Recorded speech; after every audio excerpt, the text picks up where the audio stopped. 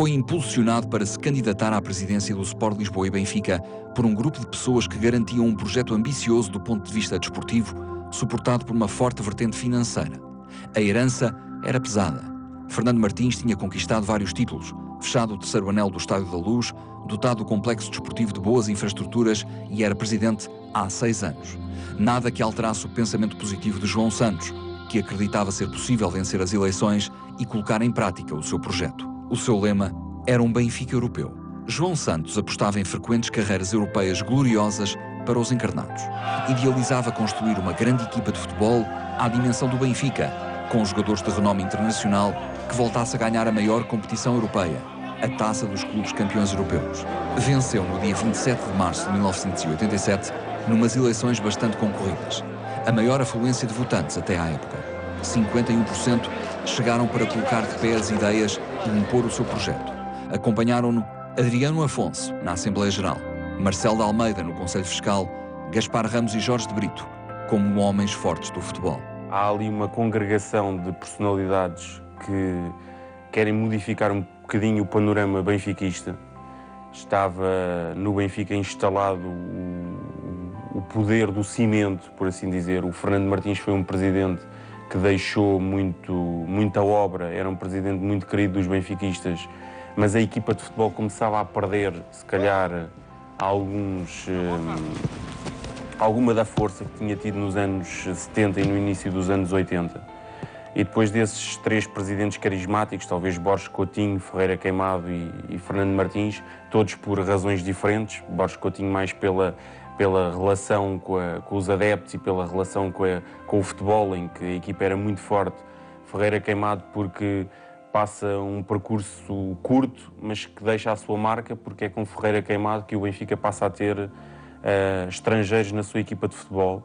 E depois do percurso do Fernando Martins, que inicialmente é muito positivo em termos de futebol, com a vinda do Eriksen, mas depois passa a ser um bocadinho a lei do cimento, a construção do terceiro anel, das piscinas, dos cortes de ténis, portanto, passa a ser mais virada para o complexo desportivo da Luz. Há um núcleo de personalidades que procura devolver ao Benfica a fama que o Benfica tinha granjeado em termos europeus. Foi-me apresentado um dia por um grupo de sócios que queria, de algum modo, apresentar uma lista concorrente a Fernando Martins, onde eu estive como diretor do Departamento de Futebol e que, felizmente, teve um período interessantíssimo, que me parece que terá sido, digamos que, um dos períodos mais brilhantes do futebol do Benfica, depois dos anos 60, para aí, princípios de 70. Foi um período realmente extraordinário. Eu me recordo que, digamos que o slogan que nós tínhamos para a candidatura era um Benfica para a Europa. E, efetivamente, fomos um Benfica para a Europa. Até ao fim. O Sr. João Santos era um homem do remo, era um homem que gostava de desporto. O futebol era capaz até de nem ser a sua modalidade preferida, mas era um homem que eu também reconhecia nele um sentido humanista muito grande. Ele estava ligado às dietas e então ele tinha uma preocupação de poder, através dos produtos que ele tinha e à empresa que estava ligada, de nos falar muitas vezes, portanto, da forma como, lembro-me até de uma, acho que era germen de trigo, era mais ou menos assim, que ele queria que, não em termos de negócio, mas em termos e quando ele aparece, portanto, como presidente do Benfica, não era um homem que tivesse, portanto, assim, não era um homem mediático, mas era um homem com um low profile. A dura e árdua tarefa de presidir aos destinos do Sport Lisboa e Benfica ia começar agora. Na chegada à Luz, confrontou-se com uma situação delicada. A equipa de futebol estava prestes a conquistar o 27º Campeonato Nacional do Estoril, aliando a este facto a 22ª Taça de Portugal.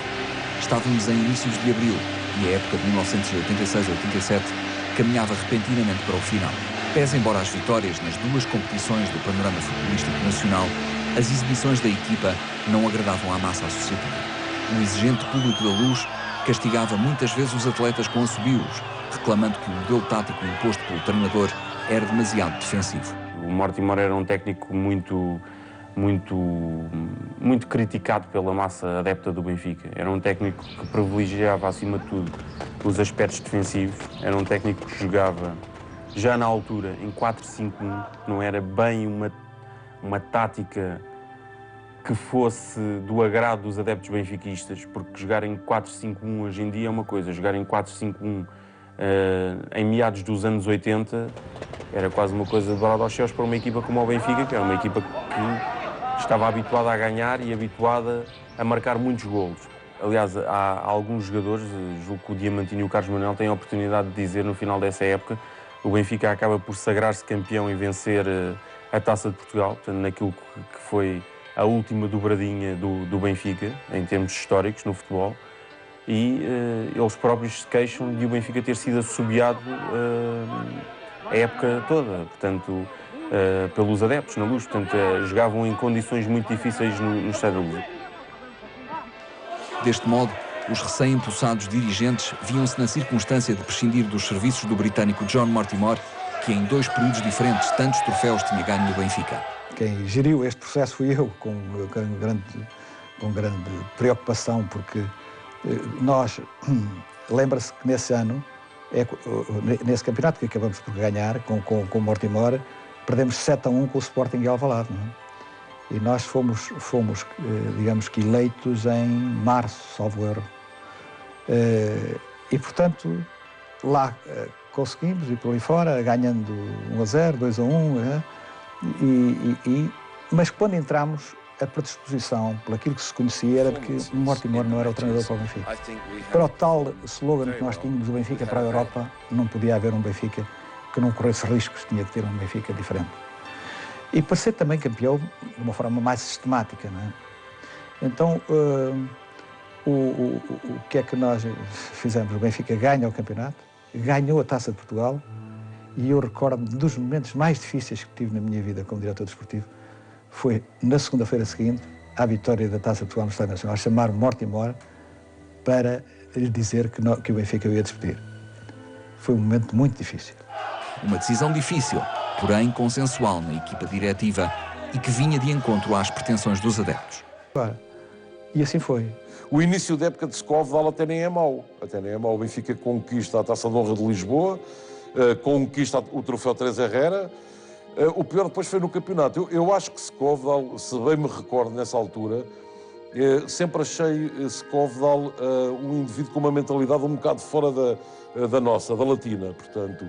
Encarava os jogos com uma calma acima do normal, era um indivíduo que um resultado mesmo que negativo no Estádio da Luz não o aceitava como se fosse o fim do mundo, e nós sabemos que os latinos não têm esse tipo de interpretação. E ainda por cima, tratando-se do Benfica, pronto, que é do caso que nos interessa estar a falar, é do Benfica, e portanto o Scovedal encarava aquilo tudo com uma grande facilidade. O Scovedal falhou muito também por culpa do Eriksson, porque havia a ideia que qualquer treinador nórdico era igual ao Eriksson. Vamos buscar o Scovedal, que também era uma pessoa, um jovem tal, que vinha lá do norte da Europa, com ideias novas, também era uma pessoa que estava a afirmar-se lá no país dele. Só que é evidente que cada pessoa é como é, e nós queremos trazer imitações, dá sempre mal.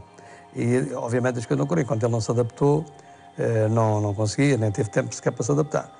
Começavam a pairar muitas dúvidas sobre o sucesso do projeto audacioso de João Santos e seus pares. O presidente teria de dar rapidamente uma resposta convincente, de modo a pôr cobro a todas as especulações e estancar as críticas, cada vez mais insistentes. O Benfica fica ali um bocadinho sem saber bem o que é que haveria de fazer, se havia de requisitar um novo técnico de créditos firmados na Europa, mas a meio da época é sempre complicado. E portanto, o campeonato também já estava distante, porque o Futebol Clube do Porto estava a fazer uma excelente campanha nesse ano, e portanto era complicado, e então é aí que aparece o Tony. Para surpresa de uns e confirmação de outros, Tony é o treinador eleito para assegurar o comando da equipa de futebol até ao final da temporada. Tony é uma figura de sempre do Benfica, será sempre uma figura do Benfica, volta ou não ao clube, e será sempre uma figura do futebol português. Pela sua personalidade, por aquilo como foi como jogador, e por aquilo que já nos deu a todos como técnico, não só no Benfica, mas também colaborando em termos de seleções nacionais, e com algumas incursões positivas no estrangeiro. Enquanto adjunto, o Tony manteve sempre uma posição muito discreta de auxílio e preocupação com o Sekovdal, assim como a sua equipa técnica, a partir do momento em que assumiu a condição de treinador principal, que se adivinhava mais tarde ou mais cedo. Não vou dizer que o Benfica, quando constituiu esta equipa técnica, estava a pensar que Sekovdal pudesse sair, mas foi uma forma de precaução e evitou ir buscar um treinador ao outro lado. Tony, portanto, se há alguém que conhece bem o Benfica, ou pelo menos conhecia naquela altura, era Tony, e por que não lançá-lo? Então, Tony com a equipe, com o Josualdo e com o Jorge Castelo, que foi uma excelente equipe. E nesse ano vamos à final da Taça dos Campeões Europeus. Efetivamente, não ganhámos o campeonato, porque as coisas não correram tão bem como isso, mas fomos à final da Taça dos Campeões Europeus. Pedia-se ao antigo jogador, capitão e treinador adjunto do clube, que terminasse a época de forma digna, com prestações meritórias na Taça de Portugal e Taça dos Clubes Campeões Europeus, uma vez que o campeonato nacional era, naquela fase, já uma miragem. Na Taça de Portugal, o Glorioso deixou para trás Paços de Ferreira, Aves, Estrela de Porto Alegre, Salgueiros e Faf, até encontrar o Futebol Clube do Porto nas Antas, em encontro que dava acesso à final. Quando se esperava pelo prolongamento, o árbitro Rosa Santos penalizou o lateral Veloso com a cartolina vermelha direta e logo de seguida Rui Barros inaugurou o marcador. Os encarnados saíam do terreno de jogo de cabeça erguida, injustiçados por uma decisão polémica do juiz da partida. Na Europa, o Benfica tinha ultrapassado 2 adversários, ainda com Eba Sekovdal, e para a final da prova faltavam outras 2 eliminatórias. A 2 de março de 1988, o Benfica recebia o Anderlecht, naquilo que seria uma reedição da final da Taça UEFA, ali disputada 5 anos antes. O resultado fixou-se em 2-0 para os lisboetas e o sonho e a promessa de João Santos pareciam cada vez mais próximos de se concretizar. Na Bélgica, os encarnados perderam por 1-0, mas seguiram em direção às meias finais, onde mediram forças com o Steaua de Bucareste, campeão europeu 2 anos antes. O nulo obtido na Roménia abriu boas perspectivas que o juiz de Rui Águas haveria de confirmar. Começou em Bucareste, que é com um empate 0-0, com jogadores que tinham sido campeões europeus também, e com jogadores de grande nível. E claro, levamos a eliminatória para o Estádio da Luz com um estádio completamente cheio, com 130 mil pessoas, e fora aquelas pessoas que tinham bilhete e que não conseguiram. Olha, eu tive vários amigos meus que tinham bilhete e não conseguiram assistir ao jogo no campo, uma vez que estava completamente cheio. E foi uma noite de grande alegria para todos os benfiquistas, uma vez que fizemos um jogo de grande nível. O Rui Águas fez 2 golos, mas a equipa toda, no conjunto, o coletivo funcionou em pleno. Fomos verdadeiros campeões nesse jogo, foi só assim é que podíamos chegar a uma final. E foi uma noite que ninguém vai esquecer, essa noite, pela moldura humana que existiu de fora do campo. Foi uma coisa impressionante esse dia em Lisboa, que foi fantástico. Foi uma noite europeia de grande alegria para todos os benfiquistas. O inferno da luz estava ali todo, porque não interessa 120, 130, o que interessa é que o Estádio da Luz estava a arrebentar pelas costuras. E o inferno funcionou porque os adeptos tinham a consciência absoluta, e também mesmo quem não era adepto do Benfica estava perfeitamente convencido que depois do que aconteceu na primeira mão, dificilmente o Benfica, só se as coisas corressem muito, muito mal, é que o Benfica não chegaria à final da Taça dos Campeões Europeus. Portanto, tudo de acordo, inferno da luz, no máximo da sua potência, um Benfica consciente daquilo que valia, um adversário por quem tinha respeito, mas sabedor que tinha todas as condições para realmente chegar em frente. E foi isso que aconteceu. Rui Águas seguramente terá feito um dos melhores jogos com a camisola do Benfica. Foi uma noite fantástica do Rui, um grande ponta de lança do futebol português, que infelizmente hoje não há nenhum como ele. O Rui Águas é daquele tipo de jogadores que se aparecesse hoje, eu acho que não havia dinheiro para lhe pagar, porque era realmente um ponta de lança com uma qualidade elevadíssima, que tinha uma faceta do jogo que hoje não é muito normal. Em muitos avançados jogava extraordinariamente bem de cabeça, mas era um jogador que era um matador, mas também, quando era preciso, sabia aparecer a construir a jogada e a finalizá-la. Fez 2 golos no meio e o Benfica, com toda a justiça, empurrado ou não pelo inferno, mas porque foi melhor realmente nesse jogo, chegou à final. Eusébio, vamos tentar ouvir agora Eusébio, que volta a abraçar o técnico Tony. Já agora mais uns minutos. Eusébio para... Uma grande alegria, mesmo apesar de já não jogar. Eu como técnico adjunto e como filho deste clube aqui, estou a viver estes momentos de uma satisfação, porque sem dúvida nenhuma o Benfica demonstrou mais uma vez que está aquele caminho que muitas pessoas e aquelas pessoas que ganharam essas eleições e acreditaram sempre que numa equipa europeia. 20 anos depois, o Benfica voltava a uma final da Taça dos Campeões Europeus. Logo no primeiro ano da sua presidência, João Santos cumprira o prometido. A final seria perdida com o PSV, após desempate através da marcação de grandes penalidades. Contudo, ganhou-se ali um projeto consistente para o futuro, que certamente continuaria a dar frutos.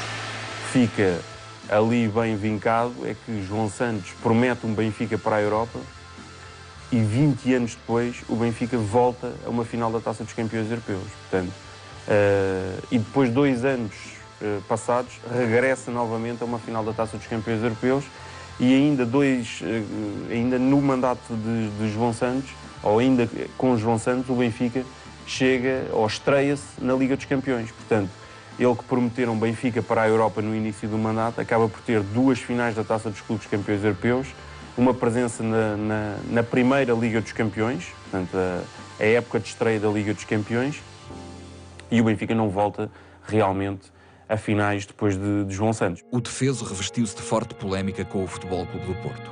Os azuis e brancos levaram para as antas Dito e Rui Águas. Os encarnados ripostaram com a aquisição do vimaranense Admir, pretendido pelos portistas. Independentemente disto tudo, é nesse período que começam os grandes atritos entre o Benfica e o Futebol Clube do Porto. Porque o presidente do Futebol Clube do Porto estava há cerca de 6 anos na liderança do clube, quando o João Santos foi empossado treinador do Benfica. 5, 6 anos. Ele apareceu em 82 e o João Santos ganha em 87. Mas tinha sempre havido ali uma relação de grande proximidade com o Fernando Martins. E mesmo com o Sporting, havia grande proximidade com o presidente do Sporting, com o João Rocha. Portanto, não houve grandes problemas naqueles primeiros anos de Pinto da Costa ao serviço do Futebol Clube do Porto. Não houve grandes problemas, tanto com o Benfica como com o Sporting. As grandes divergências começam a surgir quando o Futebol Clube do Porto recruta o Rui Águas e o Dito ao Benfica. Portanto, no final de 87-88, o Benfica perde aquela Taça dos Campeões Europeus e o Rui Águas e o Dito rumam a norte. O Benfica reage com a contratação do Admir. O Admir era um jogador do Vitória de Guimarães que também era cobiçado pelo Futebol Clube do Porto e, portanto, aí começa a guerra e começa um bocadinho a luta pelos lugares de eleição na Federação, pela arbitragem, começa-se a falar muito... É aí que se começa a falar de um certo sistema implantado no futebol português. É evidente que toda a gente hoje sabe as razões porque é que eles saíram. Saíram através de uma ação que temos que considerar extraordinariamente incorreta, acho, porquanto o Águas e o Dito só saem do Benfica na medida em que lhes é proposto um contrato fabuloso, só ao nível de uma Itália ou de uma França, e de uma forma que nós consideramos realmente incrível. Como é que é possível praticar só por gente dos GEs de Pinto Costa? Isso é possível, tanto mais que usou argumentos falsos. Hoje está provado por tudo aquilo que já se disse sobre o caso Ademir, nomeadamente por afirmações do próprio Presidente Pimenta Machado, de que se alguém tinha razão em relação ao intrometimento de alguém no processo era o Benfica, porque o Porto aparece depois. Portanto, arranja um falso argumento. O Presidente, acompanhado nas ideias de Gaspar Ramos, pelo empresário Manuel Barbosa e pelo treinador Tony, montou uma equipa muito competitiva, com uma defesa de betão, Ricardo Gomes e Moser, um meio-campo criativo, pautado por Valdo, e um ataque concretizador com Vata e Magnussen. Foi sem surpresa que se viu o Glorioso reconquistar mais uma vez o título de campeão nacional.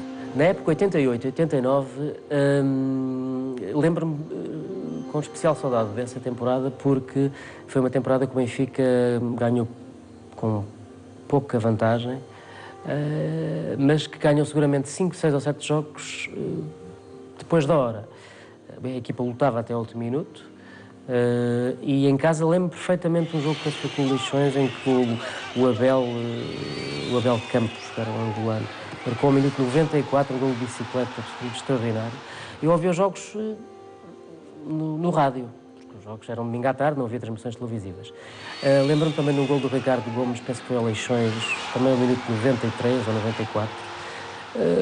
Portanto, o Benfica teve ali vitórias. Na altura os pontos valiam 2 pontos, mas o Benfica teve seguramente meia dúzia de vitórias no último minuto. E mesmo não jogando bem, que aquela equipa naquela temporada não jogou bem, mas lutava até ao último minuto. Era a equipa do Abel, do Ricardo Gomes, do Vata e de outros jogadores. No entanto, a época tinha ficado aquém das expectativas a nível europeu.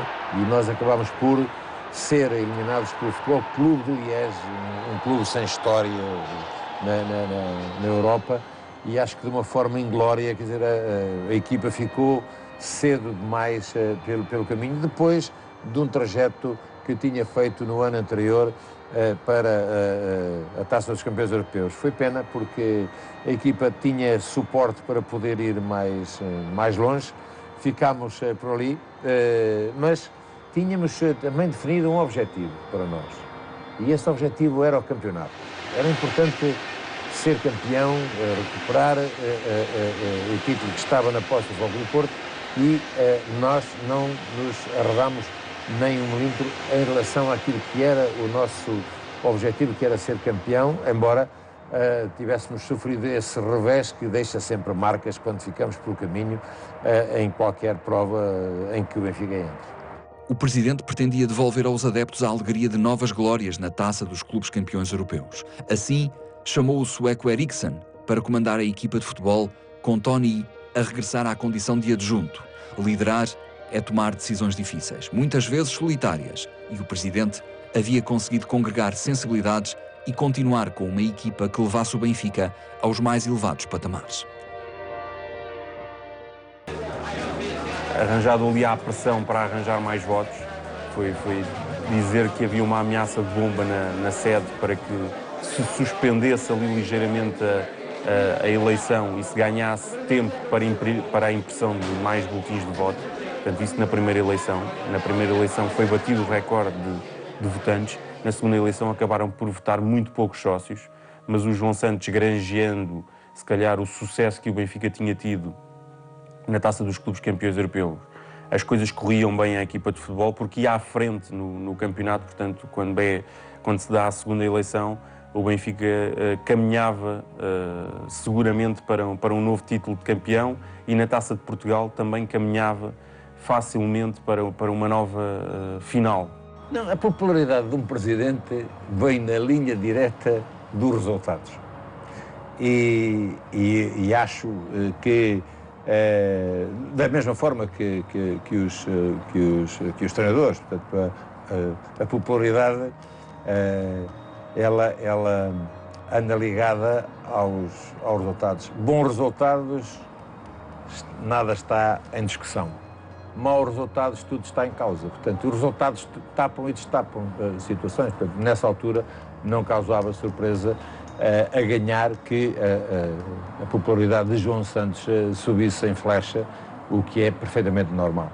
O que vamos é continuar todo um projeto que se tinha elaborado, que foi sendo a pouco e pouco concretizado e que nessa evolução terá forçosamente que levar à conclusão de obras importantes.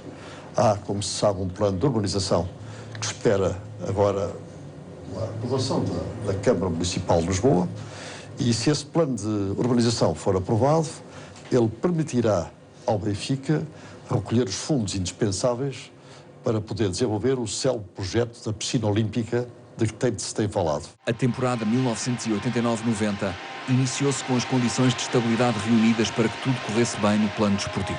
O futebol do Benfica entusiasmava, mas os resultados eram irregulares, com goleadas em série intercaladas com tropeções surpreendentes que iam deixando as águias com um significativo atraso na tabela classificativa. O campeonato nacional ficou para trás à medida que se ia aproximando a fase mais decisiva da Taça dos Campeões Europeus.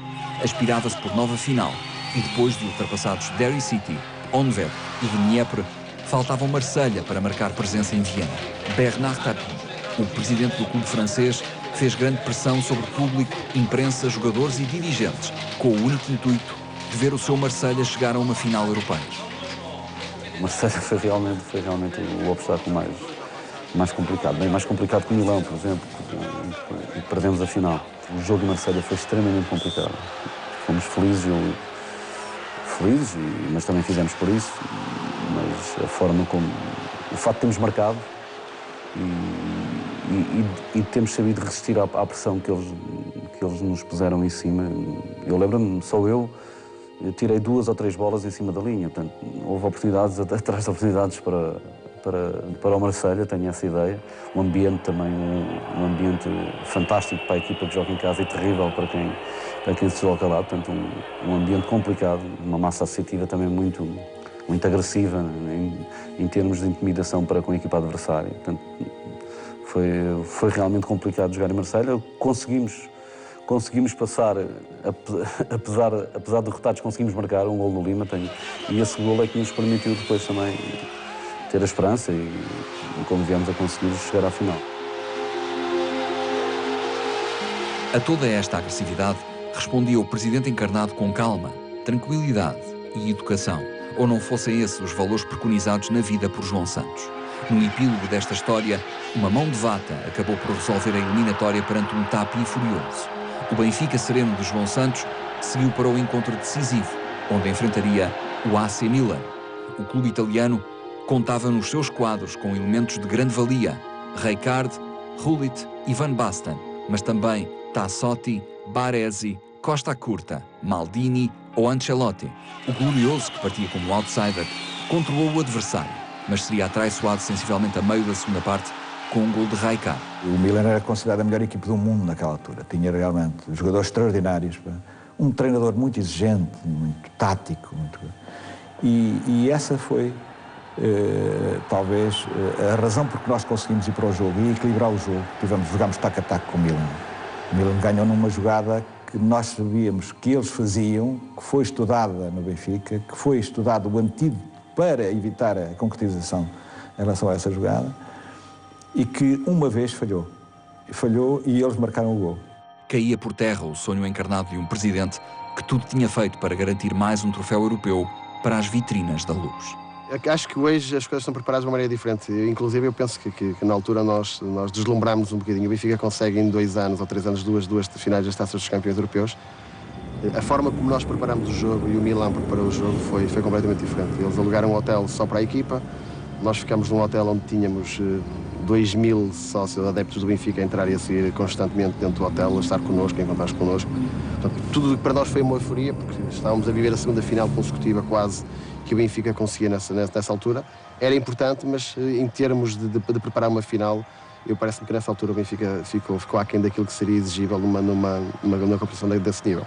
É a melhor equipa dessa década, seguramente, no futebol europeu e mundial, e o Benfica encontrar na final no auge.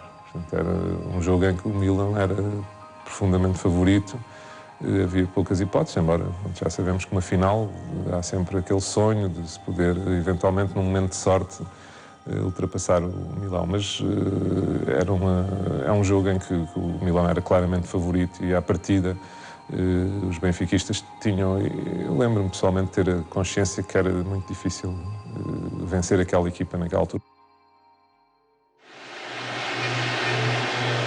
O Campeonato Nacional 1990-91 foi sublime do ponto de vista benfiquista. Em 38 jornadas, os encarnados venceram 32 encontros e só perderam um. O jogo do título aconteceu na jornada 34. Um ponto separava o Benfica de Futebol Clube do Porto, com vantagem para os lisboetas. Os dois clubes defrontavam-se no Estádio das Antas. À chegada, jogadores, equipa técnica, diretores e presidente depararam-se com um ambiente muito hostil. O balneário não tinha as mínimas condições para os atletas se equiparem, acabando por se equipar no corredor. Fui o jogador a entrar em primeiro lugar nas cabines, né? E depois deparei-me com, não sei exatamente explicar o quê, é que eu fiquei com os olhos todos a arder e a chorar, e depois afastei o pessoal todo para fora e disse: não entramos aqui, que isto aqui não se pode entrar aqui dentro. E claro, depois vieram o resto dos diretores e o treinador e disse: não, então tivemos a equipar nos corredores. Fizemos lá as malas todas, isso aqui, e equipámos ali. Portanto, esperava-se um ambiente hostil, como é sempre, não é? Mas isso é quando estamos ali, depois de entrarmos no campo, isso já não conta mais nada a não ser o jogo. E de certa forma, esses ambientes hostis acabam por nos dar um pouco mais de força, não é? No túnel de acesso ao relvado, vivia-se um tom de grande agressividade e guerrilha. Foi difícil, mas a imagem dos clubes e de todas as instituições em geral é o seu líder, acabando o Benfica de João Santos por sair de pé de um cenário dantesco. A equipa do Benfica, os adeptos encarnados, o trio de arbitragem, todos serviram para aliviar a ira de alguns. Eu ia andar e depois vi um burburinho, a polícia e dirigentes do Porto a cascarem no árbitro. O Carlos Valente ia pendurado, não é? Com os pés. E estava lá o Pinto da Costa também, e eu disse assim: perde e depois o árbitro é que paga. E quando os gajos se viraram para ver quem ia dizer, que eu já ia à frente do corredor, já não viram quem foi. Viraram-se logo todos. E então tentaram sempre. Os do Porto sempre foi assim. A gente, quando íamos lá, íamos sempre fazer o aquecimento para o campo de baixo, que é para sermos enxovalhados pelos sócios do Porto, e não sei o quê, que eram pedradas e não sei o quê. Portanto, era sempre um terror ir às Antas. Mas, por outro lado, dava coisa também. Não quero pôr em causa, e eu digo isto a muita gente, eu não quero pôr em causa o valor dos jogadores nem das equipes do Porto, que eram tão bons ou melhores que os nossos. Portanto, eram jogadores realmente de grande qualidade. Agora, depois recorriam a uma série de truques totalmente à margem das leis. Portanto, o Porto sempre fez uso, sempre usou e abusou desse tipo de atitudes. E era isso que fazia com que nós reagíssemos, às vezes da pior forma, mas foi assim e foi nitidamente, e eu tenho pena, porque o Porto, e aliás, por isso é que o Porto, todo aquele crescimento do Porto, teve sempre, ainda hoje, jornalistas agredidos, teve sempre envolto ali em grande mistério. Há uma parte do Porto, há uma parte escura do sucesso do Porto. Não é um sucesso às claras. As águias, lideradas por João Santos, orientadas por Eriksen, encontraram a saída do inferno graças a César Brito, na tarde chuvosa de 28 de abril de 1991. Digamos assim, o César Brito era muito mais um amuleto do que propriamente uma arma secreta, né? Ele chutava muito, batia bem na bola, né? Ganhava muito rápido a primeira trave, onde ele era realmente forte, e sabia jogar. E nas Antas, quando o Vitor cruza, que ele faz o primeiro gol, que aquele estádio foi um silêncio, aí só se ouvia os torcedores do Benfica. E depois, quando eu consigo fazer uma jogada pelo lado esquerdo, quando eu passo um passo com o externo do pé, que eu encontro ele, que ele faz pica por cima do Vitor, né? Aí ele vem, eu fui correndo abraçar ele fala assim: porra, Pleto, que tinha um problema na linha, porra, Pleto, eu nem sei como é que eu fiz isso, piquei a bola. Então, quer dizer, São essas coisas que faz o futebol realmente bonito. E foi o grande momento do César Brito, que depois, não só por esses gols, mas dois gols contra o rival, como numa craveira do Futebol Clube do Porto, deu assim, digamos assim, mais uns 4 anos de tranquilidade para o César Brito. Era uma época em que o Porto estava cheio de soberba e achavam que eram os donos do futebol português, onde a pujança da influência do Pinto da Costa se sentia em todo lado, nas arbitragens, onde aquele célebre árbitro António Garrido, não sei se se recorda, que fez um jogo miserável em que tira o campeonato ao Sporting e depois no dia seguinte vai para assessor do Futebol Clube do Porto, porque acho que era o último jogo do António Garrido, uma coisa assim do género, a última época. Não sei se, e portanto era uma altura em que o Porto mandava disciplinarmente no futebol português. Não sei se recorda que havia uma altura em que todos os guarda-redes tinham regras iguais, não podiam cortar a bola com a mão fora da área porque eram expulsos, não sei o quê, e o Vítor Bahia, que era um bom guarda-redes, estava isento dessas coisas todas, não é? Portanto, estava isento dessas coisas todas. E ainda não mais me esqueço de uma arbitragem, num jogo qualquer, no estádio de Coimbra, era um Benfica-Porto, para uma coisa qualquer, onde o árbitro marca uma falta, mostra um amarelo ao jogo do Porto e é perseguido em campo por todos os jogadores do Porto. Eu lembro-me dessa imagem e não houve depois um único amarelo, não houve nenhuma reação, as pessoas acharam isso natural. E portanto, foi essa época toda, a época do guarda-abel, como eu me recordo, não é?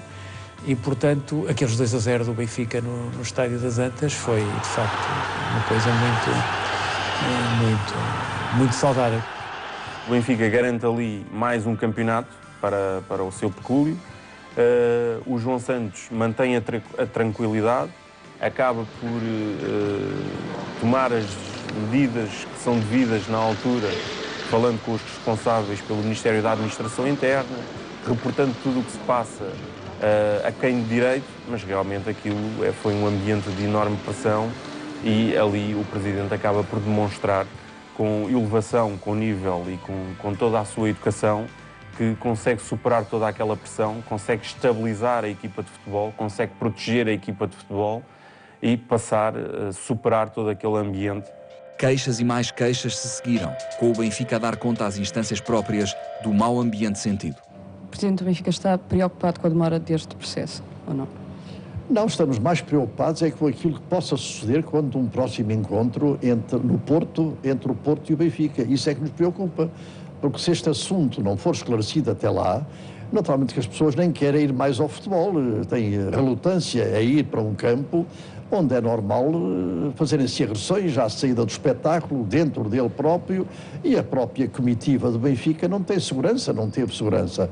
Não vamos dizer que foi a Polícia de Segurança Pública a culpada, mas certos elementos da Polícia de Segurança Pública podiam ter protegido devidamente a representação do Benfica e não o fizeram. Naturalmente é isso que precisa ser apurado. Não vamos pôr em causa a instituição que se chama Polícia de Segurança Pública, mas sim procurar apurar quem dentro da instituição não teve um comportamento digno, não soube honrar a sua farda, mesmo que a não tivesse vestida, porque elementos à paisana estavam realmente incumbidos de fazer a proteção dentro da área circunscrita à representação do Benfica e não o fez. Pelo contrário, até houve um elemento que provocou as agressões aos diretores do Benfica. Mas tudo isso é que é necessário esclarecer-se para que haja tranquilidade no futebol, para que possamos conviver. Não há nenhuma razão para que Porto e Lisboa se degladiem através do futebol.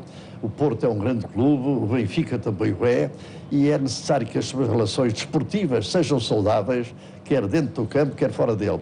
É por isso que o Benfica luta, sobretudo, não para conseguir determinados objetivos, porque não temos outro qualquer objetivo, senão procurar, dentro do desporto e dentro dos campos, vencer, o que é normal. Todos os clubes o desejam e o Benfica também quer vencer qualquer prova em que participe. Nada se resolveu no entretanto. Nada.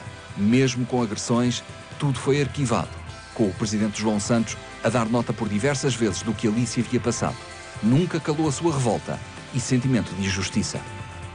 Não, eu fundamentalmente eu penso que é a relação que ele tinha um tipo de relação, quer com os jogadores e os treinadores e os próprios sócios. Portanto, ele era um homem que tinha um sentido humanista muito forte, muito, para ele o homem estava acima, ele punha o homem no centro das atenções. E isso levava a que, mesmo em situações de crispação que havia com o Foco do Porto ou com o Sporting, quer dizer, ele conseguia diluir isso porque ele não era um homem de rancores, era um homem de diálogo, percebe? E então esse tipo de presidência, quer dizer, portanto, é também importante ter essa capacidade de dialogar para que seja essa a porta, quer dizer, que nos conduza a um clima de maior pacificação e não, quer dizer, para um clima de crispação e de fratura, que é, no fundo, aquele onde nos encontramos nesta altura. Um clube eclético, como o Benfica, não vive só de futebol. Dentro dessa lógica, João Santos dotou a instituição de condições que lhe permitissem obter sucesso nas diversas modalidades, com destaque para o basquetebol. Uma fabulosa equipa comandada por Tim Shea, numa fase inicial, e depois por Mário Palma, conquistou campeonatos nacionais consecutivos entre 1988 e 92. Faziam parte desses plantéis o enormíssimo Carlos de Lisboa, mas também Mike Plowden, Jean Jacques, José Carlos Guimarães, Henrique Vieira e Pedro Miguel, entre outros. A equipa enchia pavilhões, mas os êxitos não ficariam cingidos ao basquetebol. O hóquei em patins venceu a Taça Ceres em 1990-91. No voleibol, ganha o Campeonato Nacional em 1990-91, 10 anos depois da última conquista. O handball garante os nacionais de 1988-89 e 89-90, continuando a vertente feminina da modalidade a dominar em larga escala os campeonatos em que participa. Quanto ao rugby, aplaudiram-se os triunfos em 1988, ano em que se aliou à conquista da Taça Ibérica, e em 1991. No atletismo, o Benfica alcançou o tricampeonato europeu de estrada em 1990, obtendo também grandes vitórias no setor feminino. Na natação, deu-se continuidade ao trabalho de Shintaro Yokoshi, que tinha permitido ao seu filho Alexandre participar numas Olimpíadas, não sendo alheio a esse facto a existência de uma piscina de dimensões oficiais no Complexo Desportivo da Luz. Como homem também da natação, pois eu passei pelas escolas do Pedroços e do Sport Algésia da Fundo, e como homem da náutica, era meu dever, como presidente do clube, estar aqui a apoiar o trabalho dos nossos técnicos, dos nossos seccionistas e, sobretudo, a dar uma presença de estímulo a todos os nossos nadadores. Evidências que demonstram o trabalho de excelência realizado pelos atletas que defenderam as cores do Sport Lisboa e Benfica, e o trabalho de um presidente que acreditou e elevou o nome do clube à grandeza nacional e mundial, fosse qual fosse a vertente desportiva em questão. Dando sequência ao trabalho desenvolvido pelos seus antecessores, João Santos renovou as instalações do Estádio da Luz e a sua zona envolvente, de modo a que o clube mantivesse padrões de nível europeu. Um Benfica moderno, assenta em ótimas condições para a prática do desporto, qualquer que ele seja. O trabalho de João Santos apostou na manutenção de todos os espaços anteriormente construídos, do estádio aos pavilhões, dos cortes de ténis às piscinas. Todavia, o maior destaque reside nas alterações ao relevado e à iluminação do estádio, tal como a renovação da zona reservada à imprensa, que permitiram a realização da final do Mundial Sub-20 em 1991 e da final da Taça dos Vencedores das Taças em 1993. Este é o trabalho que em muitas ocasiões não é valorizado pela opinião pública, mas que teve de anos à frente dos destinos do clube. A sua marca não foi esquecida, nem será. Até sempre, Presidente.